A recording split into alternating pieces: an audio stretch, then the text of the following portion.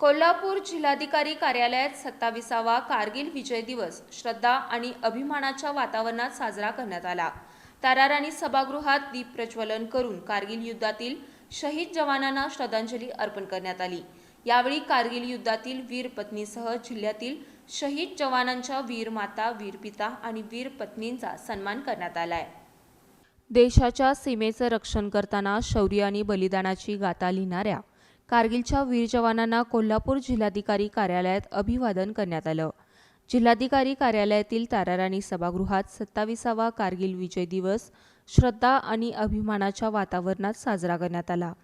Upper जिल्हाधिकारी अजय पवार यांच्या प्रमुख उपस्थितीत दीप प्रज्वलन करून कारगिल युद्धातील शहीद जवानांना श्रद्धांजली अर्पण करण्यात आली। अप्पर जिल्हाधिकारी अजय पवार आणि उपजिल्हाधिकारी शक्ती कदम यांनी वीर माता, वीर पिता आणि वीर पत्नींची आस्थेनं विचारपूस केली। जिल्हा प्रशासन सदैव त्यांच्या सोबत असून त्यांना सर्वतोपरी मदत करण्याची ग्वाही यावेळी देण्यात आली।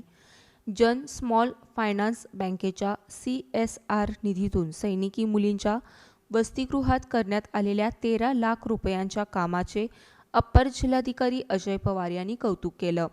याबद्दल जिल्हा सैनिक कल्याण कार्यालयाच्या वतीनं एहतेशाम हवेरी यांचा सत्कार करण्यात आला। यावेळी सहाय्यक जिल्हा सैनिक कल्याण अधिकारी सुभाष डोंगरे यांनी कारगिल युद्धातील 85 दिवसांपैकी 78 दिवसांचे स्वानुभव कथन केले। त्यांच्या अनुभवांनी उपस्थितांच्या अंगावर रोमांच उभे राहिले।